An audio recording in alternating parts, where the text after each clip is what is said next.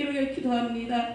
우리 한국교회를 불쌍히 여겨주시고 긍휼을 베풀어 주옵소서. 아멘. 정말 아버지 영광을 가리우며 아버지 이름을 욕되게 한 저들의 모든 죄악들을 용서하여 주옵소서. 아멘. 지금은 사닥을 깰 때라 우리 한국교회가 하나님의 백성들이 지도자들이 주님 앞에 겸손히 무릎 꿇고 기도할 수 있는 기도 영으로 충만케 하시고 정말 저들이 부르짖는 기도를 통하여 우리 한국교회가 다시 일어나 아버지의 구원의 빛을 드러낼 수 있도록 우리 한국교회를 다시 회복하여 주옵소서. 아멘. 하나님 아버지 이곳에 정말 아름다운 아버지 은혜 제일길을 세워주신 아버지 하나님 이 재단을 통하여 죽어가는 영혼들이 구원받게 하시고 아멘. 이 중에 들어오는 모든 심령들이 회복되는 놀라운 역사가 나타날 수 있도록 성령 하나님께서 이 재단에 주의 영광으로 충만하게 채워주셔서 아멘. 아버지 정말로 기쁨이 되는 아름다운 재단이 되게 도와주시옵소서. 아멘. 세우신 아버지 하나님 윤배도로 목사님과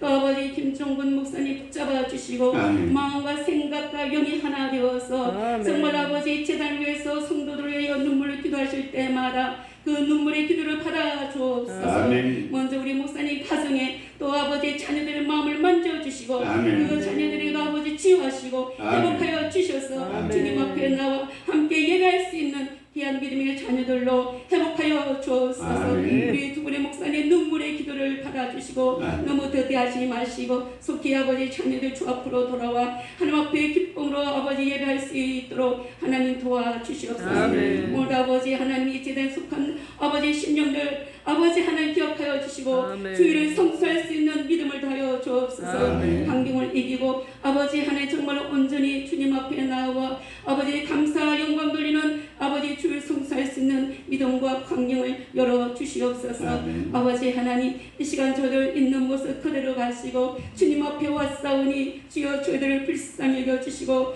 긍휼히 여겨주옵소서. 아멘. 오늘 아버지 주신 그 아버지 생명의 말씀을 통하여 우리의 심령의 소생함을 얻게 하시고 우리가 점점 믿음이 변화되어지고 성장되어서 하나님의 기쁨이 되는 성숙한 믿음으로 나아가게 하시고 그리스도의 향기를 발할 수 있는 저희들의 삶이 되게 도와주시옵소서. 아멘. 오늘 아버지 목사님 단상에 세워주심을 감사합니다. 아멘. 성령의 기름 부으시고 아버지 하나님이여 전하시는 그 말씀이 우리 심령이 살이 되고 정말 생명이 되게 도와주시옵소서. 아멘. 우리 목사님 피곤치 않게 하시고 영육간의 강건함을 덧입혀 주셔서 날마다 때마다 주님 앞에 아버지의 강건한 모든 마음의 소원 아버지 도록 응답하여 주셔서 하나님의 기쁨이 되는 정말 신실한 선한 목자가 되어서 이 마지막 때에 정말 아버지 귀하게 쓰임받을 수 있는 귀한 목사님 되게 도와주시옵소서. 아멘. 아버지 하나님 성령님 의지합니다. 환영합니다. 이 시간 아버지 예배를 통하여 위로받을 자 위로받게 하시고 회복될 자 회복되게 하시고 정말 아버지 하나님 영광만 돌려드릴 수 있는 귀한 예배가 될 수 있도록 하나님 도와주시옵소서. 아멘. 모든 시종을 주님 앞에 의탁하오며 살아계신 예수님의 이름으로 감사하며 간절히 기도하옵나이다. 아멘.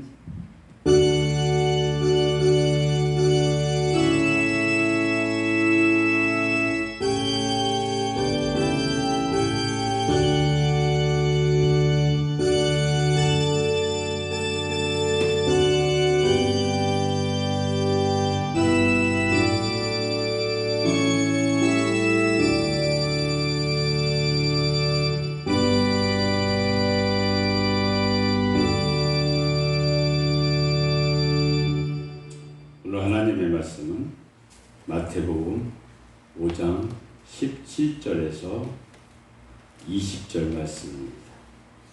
마태복음 5장 17절에서 20절 말씀. 제가 가지고 있는 성경 신약성경 6페이지에 있습니다. 다 찾으셨으면 한 목소리로 합독합니다. 시작. 내가 율법이나 선지자나 폐하러온 줄로 생각지 말라. 폐하러온 것이 아니요 완전케 하려 함이로라. 진실로 너에게 이르노니 천지가 없어지기 전에는 율법이 1.1이라도 반드시 없어지지 아니하고 다 이루리라. 그러므로 누구든지 이 계명 중에 지극히 작은 것 하나라도 버리고 또 그같이 사람을 가르치는 자는 천국에서 지극히 작다 일컬음을 받을 것이요 누구든지 이를 가르치는 자는 천국에서 크다 일컬음을 받으리라. 내가 너희에게 이르노니 너희가 서기관과 바리새인보다 더 낫지 못하면 결단코 천국에 들어가지 못하리라. 아멘. 이 시간은 특송 시간입니다. 특송을 안 정해놨는데 목사님 특송 자진해서 나오셔서 하실 분은 한국 하시기 바랍니다. 우리 신남미 목사님 나오시려고 하시나? 할렐루야. 쌉니다.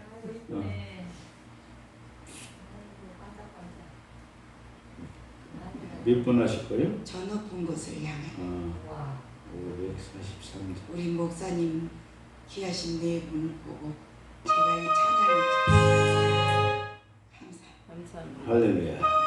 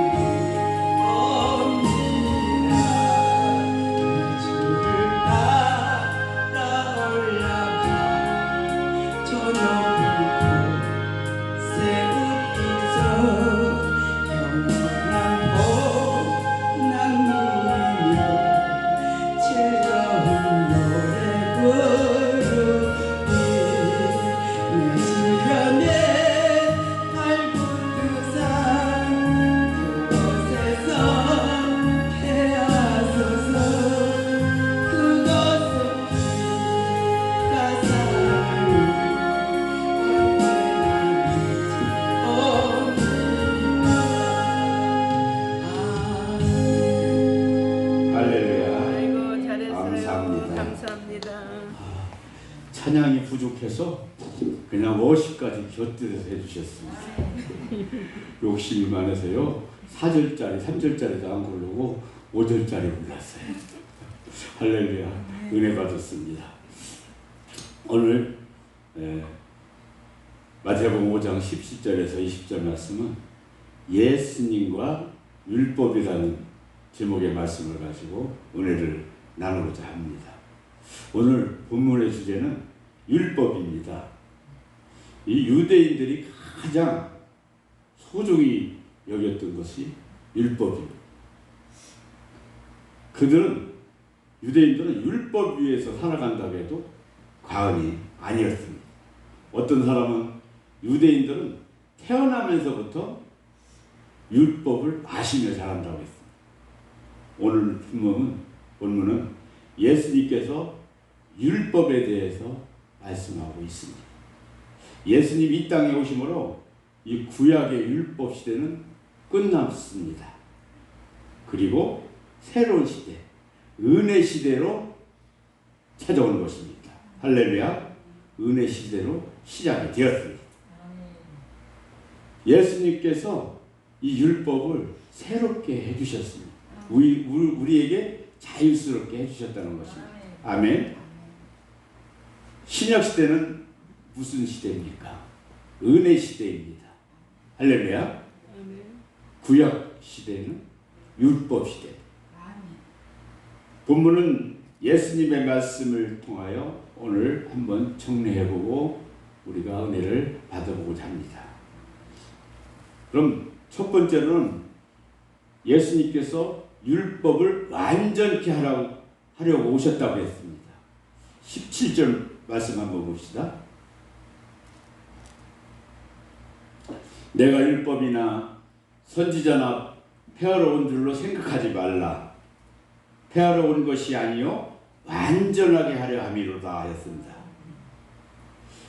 오늘 본문의 말씀은 예수님이 율법에 대해 생각을 지금 밝히고 있는 것입니다. 이 당시에 이 유대인들은 예수님을 보고 율법을 파기시키러 온 자라고 이렇게 정죄를 했습니다. 그리고 비난하고 아주 힘들게 했습니다. 예수님과 같이 들을 거니시다가 제자들이 이삭을 부려먹었는데도 유대인들은 그걸 보고 일을 했다고. 안식일날 이삭을 비벼먹었다고. 잘못됐다고.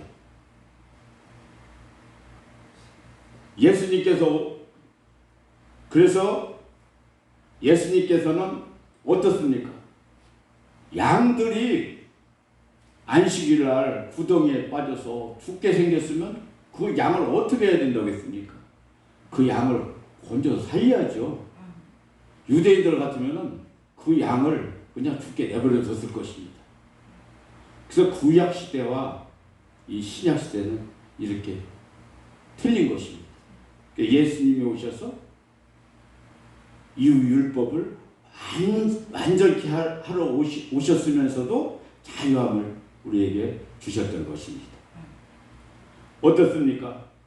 예수님께서 안식일날 병자를 고쳐주셨는데도 이 유대인들은 그것이 잘못됐다. 예수님께 간구하고 기도하고 나 병 좀 낫게 해달라고 하니까 예수님 말 한마디에 병을 고쳐주셨는데 유대인들은 율법에 얽매이면서 그것은 잘못된 거다. 안식일날 왜 일을 하느냐? 안식일날 일하면 죄를 범한 것이다 하고 이렇게 율법을 강조하면서 예수님을 힘들게 했습니다. 율법을 완전케 하라고 오셨다고 했는데 이 완전하다는 것은 무엇입니까? 원문의 뜻을 보면 그냥 모두가 실행하고 또 모두 어떤 거든지 가득가득 세운다는 뜻입니다. 이 구약의 율법을 폐기하러 오신 것이 아니고 율법의 목적, 율법의 의도, 그 뜻을 완전히 이룩하러 오셨다고 하셨습니다. 무엇입니까? 모두 그 율법을 실행하기 위해서 오셨다는 뜻입니다. 할렐루야. 율법의 정신을 성취시키기 위하여서 오셨음을 여기서 말하고 있는 것입니다. 오늘날 이 율법에 대해서 세 가지 모습이 있는데, 첫째는 율법주의자들이 있습니다. 율법주의자들은 첫째로 어느 교가 제일 많이 지키냐면 안식교, 안식일. 이 안식일 교는 교리가 율법으로 가득 차 있어서 율법을 다 지켜야만 구원이 있다고 합니다. 그래야 우리가 하나님한테 인정을 받고 우리가 구원을 받을 수 있다고 생각하는 자들이 안식일교입니다. 이 당시 유대인들이 하나님을 섬긴다는 것은 수천 개의 규칙과 규례를 지키는 것이라고 생각을 하였습니다. 갖가지 율법 규례를 다 지킨다면, 구약시대의 율법제를 지킨다면 우리는 살 수가 없어요. 이때 유대인들도 율법을 완전하게 지키지를 못했습니다. 당시 유대인들을 한번 봅시다. 당시 유대인들을 보면은 짐을 운반하지도 못해. 그리고 짐 운반한다고 하면은 거기에 대한 규례가 있어요.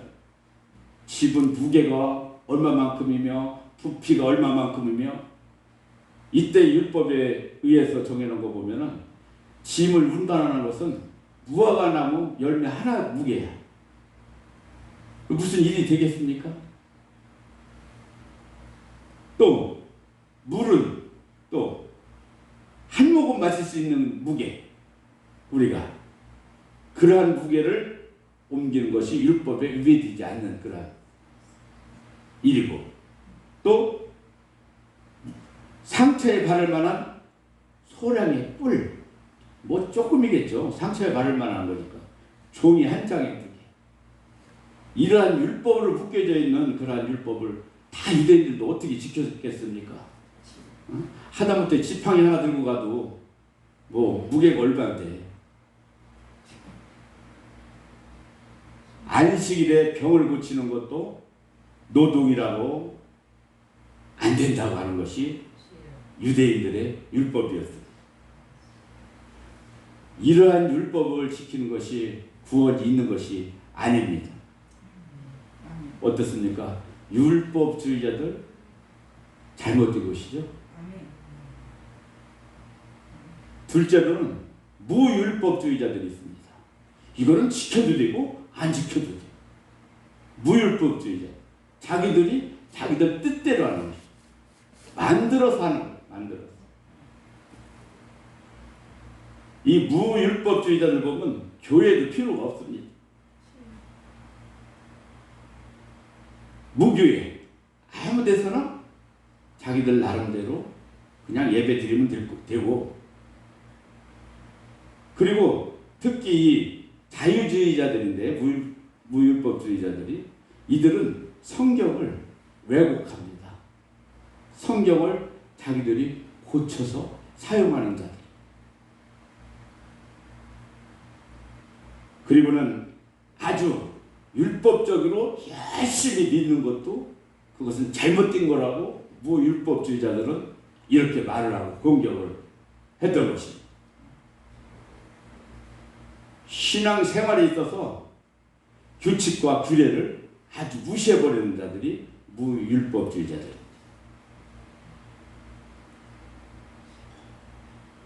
셋째로는 율법의 정신을 목적하고 열심히 믿음의 행위를 강조하는 자들입니다.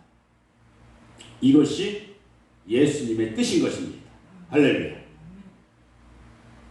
예수님께서는 이것을 행하시기 위해서 이 땅에 오셨습니다. 구원은 무엇으로 받습니까? 구원은 믿음으로 받습니다. 믿음은 무엇입니까? 하나님께서 주신 선물입니다. 아멘. 하나님께서 주신 선물을 우리는 은혜로 받는 것입니다. 할렐루야. 아멘. 율법주의자와 무율법주의자, 이것은 모두 잘못된 것입니다.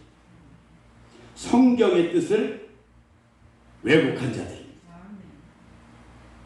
율법주의자들도 보면은 물론 하나님 뜻대로 한다고 열심히 지켰지만은 그 율법 그대로 지켜서는 우리 사람이 살아갈 수가 없어요. 예수님께서는 본문에서 율법을 완성하러 오셨다고 하셨습니다. 우리들의 율법의 정신, 뜻의 목적을 두고 지킬 수 있도록 해주시기 위해서 오셨습니다.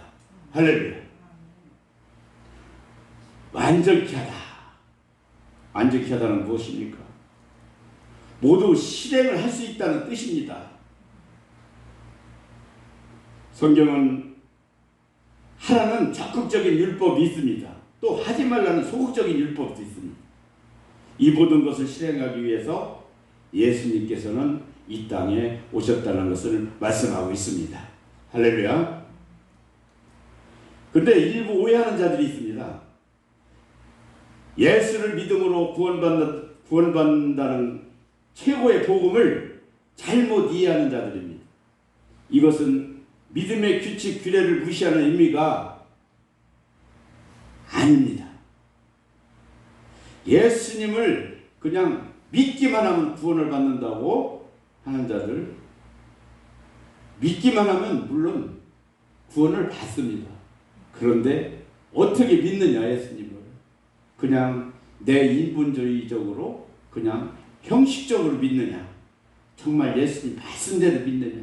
여기에서 구원이 틀려지는 것입니다.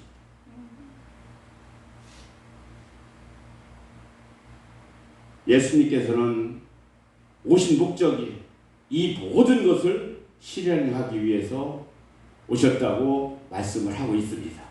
할렐루야. 이 성경 해석에서 보면은 오늘날 이 지금 지구상의 모든 교회가 잠자는 것은 강단에 율법이 없고 복음만 있다고, 복음만 있기 때문이라고 말씀을 하는 사람들도 있습니다. 율법을 지키지 말라는 것은 아닙니다. 율법은 여기 성경 말씀에서도 나왔지만 여기 진실로 너에게 이르노니 천지가 없어지기 전에는 율법이 1.1익이라도 반드시 없어지지 아니하고 다 이루리라고 이렇게 18절 말씀에 말씀을 하고 있습니다. 율법을 없애고 지키지 말라는 것이 아닙니다.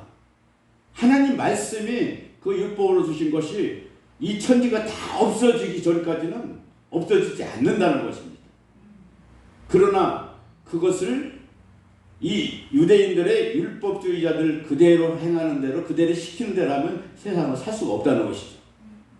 그러나 예수님을 보내셔서 그 율법을 우리가 지킬 수 있게끔 예수님을 통해서 우리가 그 말씀대로 예수님 실행대로 완전케 해주시는 대로 우리가 지키고 살면은 율법을 완전하게 지키며 살 수가 있다는 것입니다. 물론 율법과 규례를 지키는 것은 힘이 듭니다. 구약에서도 율법을 완전하게 지킨 자는 없습니다. 글쎄요, 누가 있을까요? 제가 생각하기에도 아마 거의 드물다고 봐야 될 것 같습니다. 그러나 이제는 염려가 없습니다. 예수님이 도와주시고 예수님이 계시기 때문에 행할 수 있도록 우리한테 해주시기 때문에 우리는 걱정이 없습니다. 할렐루야. 예수 안에서 승리하고 모든 실행을 할 수가 있습니다. 예수님의 능력이 나의 능력이 됩니다. 할렐루야. 오직 예수, 예수님만 우리의 삶입니다.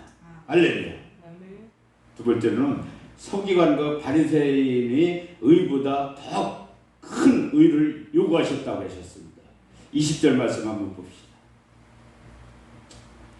내가 너희에게 이르노니 너희 의가 서기관과 바리새인보다 더 낫지 못하면 결단코 천국에 들어가지 못하리라 하였습니다. 서기관들은 누굽니까? 여기서 서기관들은 율법을 만든 자들입니다. 또 바리새인들은 이때에 만든 율법을 지키는 자들입니다. 당시에 이 율법을 지키는 자들이 한 6천 명가량이 있었다고 합니다. 바리새인이라는 뜻, 그 뜻은 구별된 자입니다. 즉 율법을 지키기 위해서 특별히 구별된 무리들이랍니다.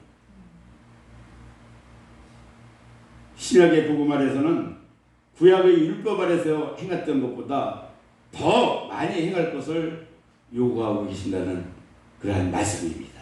할렐루야.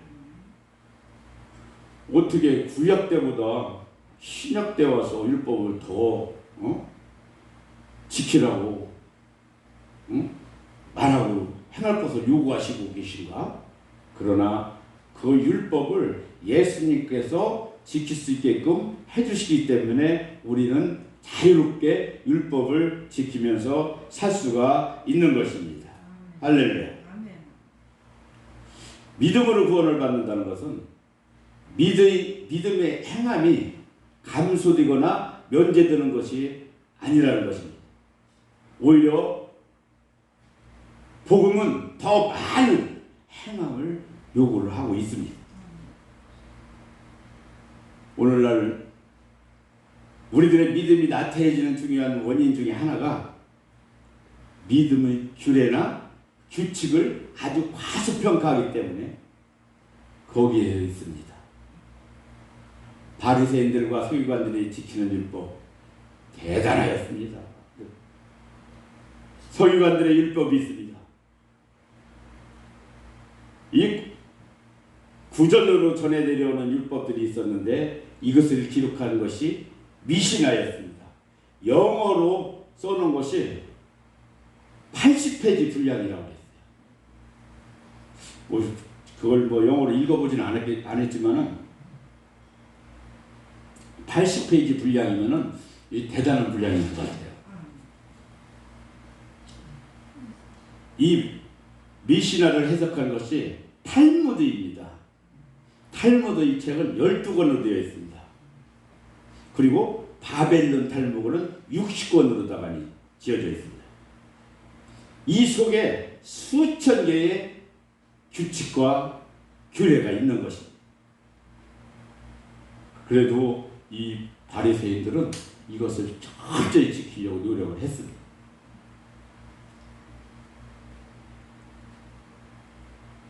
마태복음 5장 48절을 보니까 하늘에 계신 너희 아버지의 온전하신 것 같이 너희도 온전하라 하였습니다. 행함을 요구하신 목적은 행함을 지키는데 목적이 있는 것이 아니고 행함으로 그 믿음의 목적을 이루어 주시기 위함입니다. 행함으로 위해서 행함을 통해서 믿음을 튼튼하게 하기 위해서인 것입니다. 할렐루야.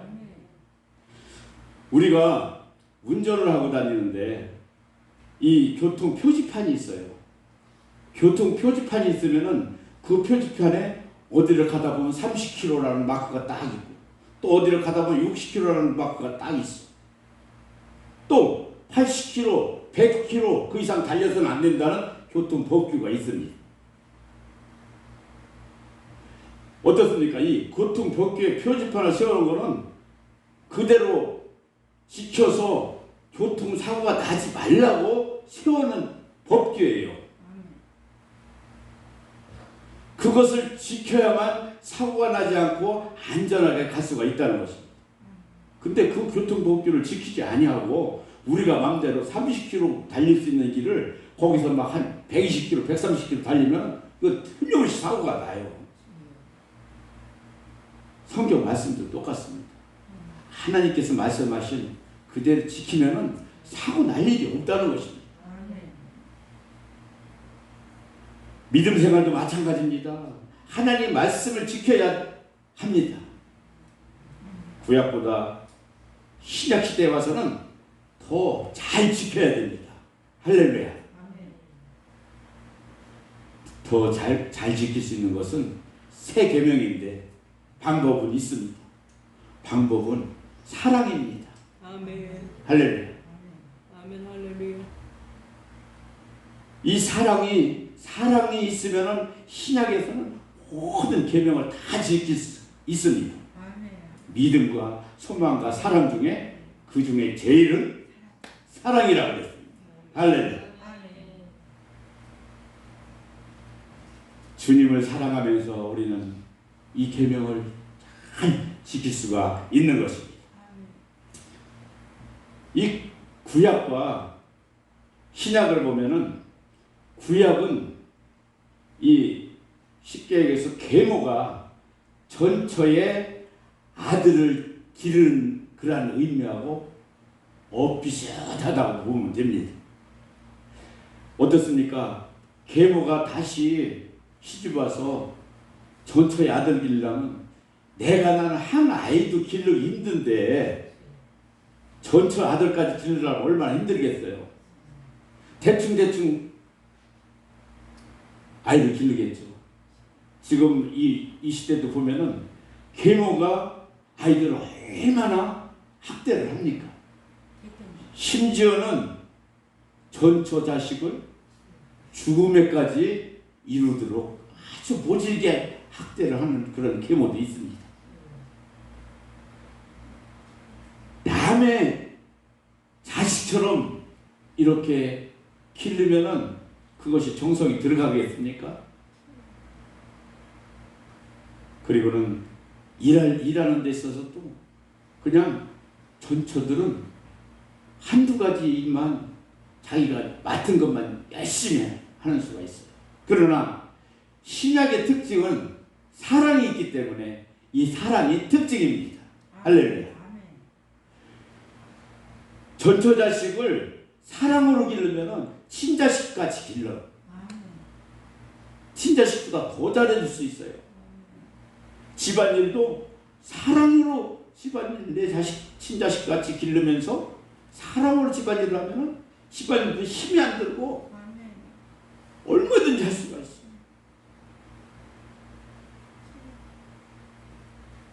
열 명도 사랑만 있으면 기를 수 있는 그러한 힘이 생깁니다. 하나님께서 힘을 주시기 때문에. 남편을 진정으로 사랑하고 자식을 진정으로 사랑하기 때문에 모든 일을 아무리 힘들어도 다 감당할 수가 있다는 것입니다. 그래서 신약 시대는 하나님께서 예수님 보내주셔서 이런 사랑을 주셨기 때문에 우리는 모든 것을 다 해나갈 수 있다는 것입니다. 할렐루야. 예수님께서는 새 계명을 주셨습니다. 하나님을 사랑하고 내 이웃을 사랑하라고 하셨습니다.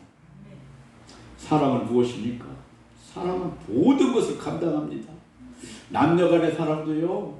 사랑만 해보세요. 정말 사랑하는 사람이 부산에 있다고 하면은 새벽같이 서울로 전화했어. 나 사랑하는 사람 보고 싶어. 지금 올 수 있어?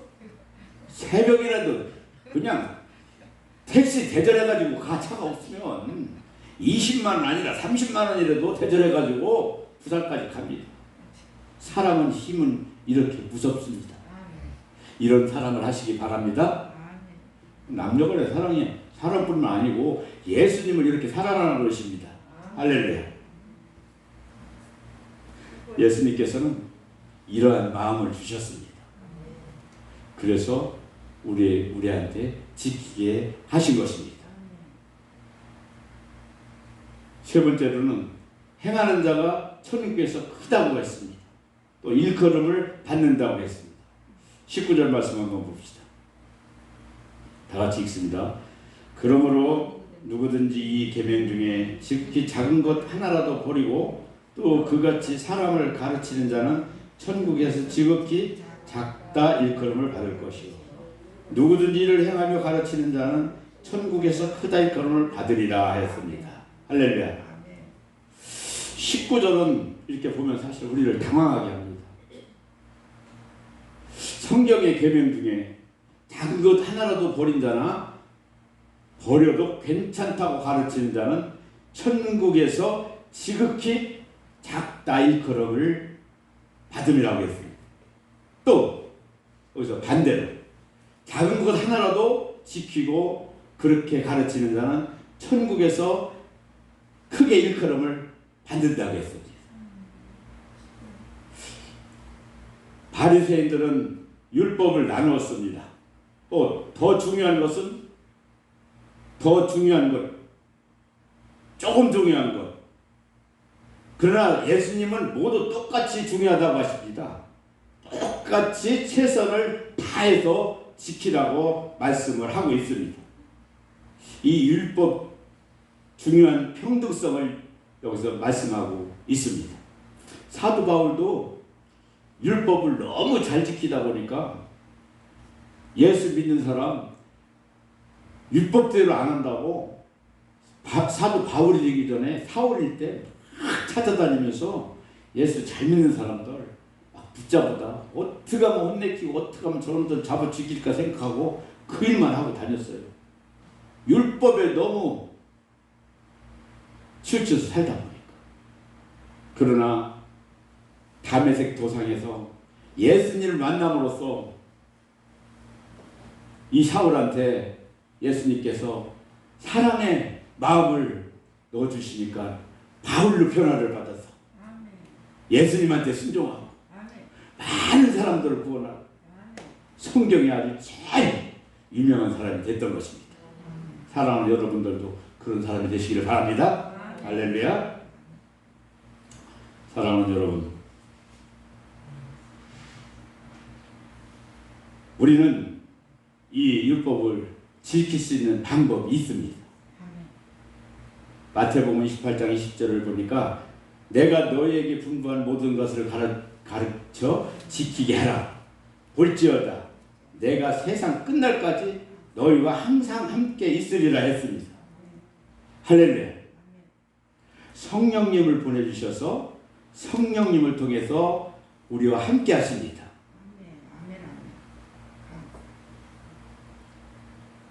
요한복음 15장 26절을 보니까 보혜사 성령님, 조력자, 우리의 변호사가 되어서 도와주신다고 했습니다. 요한복음 15장 26절에 내가 아버지께로 너희에게 보낼 보혜사 곧 아버지께로 나오시는 진리의 성령이 오실 때에 그가 나를 증거하실 것이요 했습니다. 할렐루야. 오순절날에 성령 충만 받고 이 사도들도 모두 예수님처럼 살았습니다. 오순절날 성령 충만 받기 전에는 그들도 긴가민가 했어요. 그러나 오순절날에 성령 충만함을 받음으로써 아주 정말 예수님 말씀을 들고 물불을 안 가리고 복음을 전파하며 살았던 것입니다. 그것은 무엇입니까? 사랑으로 변해받았기 때문에, 완전 사랑을 받았기 때문에 성령 충만함을 받았던 것입니다. 성령님은 주님을 사랑할 수 있게 해주십니다. 성령님이 와 계시지 않으신 분들은 주님을 사랑하는 마음이 아마 적을 거예요. 그런데 여기 계신 분들은 다 성령님이 와 계셔요. 보니까. 그래서 성령님 사랑하는 마음이 아주 큽니다. 저도 성령님이 오셔서 아주 주님을 사랑하는 마음을 크게 주셨습니다. 성령님 오시기 전에는 저도 예수님 말로만 들어도 잘 몰랐습니다. 예수님이 어떻게 행하시고 우리에게 어떻게 사랑을 주셨는지를 그걸 깨닫지를 못했을 때는 그냥 건성이었어. 건성. 수박 고달기. 그냥 교회 갔다 오고 갔다 오고 마지못해서 우리 또 김종범 목사님 따라갔다 오고 이랬는데 어느 날 성령님께서 제 마음속에 와주신 그때부터는 어떻게 이제 우리 누님 권사님들 보면은 아니 우리 윤배들 목사가 아주 옛날하고 아주 딴판이요. 그래. 아 옛날에는 아이 누님들 적당히 좀 믿어, 적당히 믿어. 그랬는데 아 지금은 완전히 성령님이 오시고 나서는 그냥 자기들보다 더 충만하니까 아 옛날에는 적당히 믿으라고 했는데 요즘 들어서는 어떻게 사람이 저렇게 변화가 될 수가 있어. 이것이 성령님이 내 마음에 오셨기 때문에 내가 예수님을 정말 모시고 살기 때문에 내 마음에 변화를 받아서 그 사랑을 흠뻑 안고 사는 것입니다. 할렐루야. 결론을 내리겠습니다. 성령님은 주님을 사랑할 수 있게 해주셨습니다. 주님을 사랑하면 우리는 모든 것을 지킬 수 있도록 해주십니다. 그리고는 드디어 우리는 승리를 할 수가 있습니다. 우리 모두는 승리를 했습니다. 할렐루야. 승리했습니다. 하나님께 영광의 박수 한번 드리겠습니다. 조그만 계명을 지키는 자 천국에서 큰 자가 된다고 하셨습니다. 큰 상급, 큰 축복을 의미를 하는 것입니다. 유럽교회는 지금 율법이 폐해졌다고 생각하는 교회들이 많다고 합니다.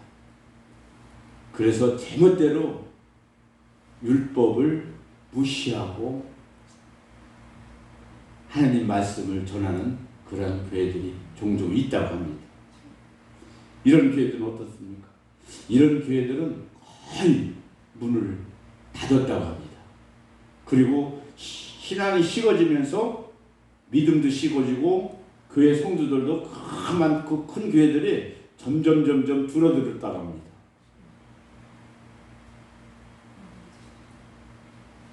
마음 아픈 일이죠. 우리는 구약에 주신 율법이나 신약에 예수님께서 오셔서 율법을 완성케 해주시면서 더욱 잘 지키라고 이렇게 말씀하시는 그 말씀대로 우리가 예수님께서 사랑으로 이제 우리에게 그 율법을 완성시켜 주셨으니 우리는 그 율법을 준행하면서 큰 것부터 작은 것까지 지킬 때에 주님의 말씀대로 계명 하나라도 지키려고 몸부림칠 때에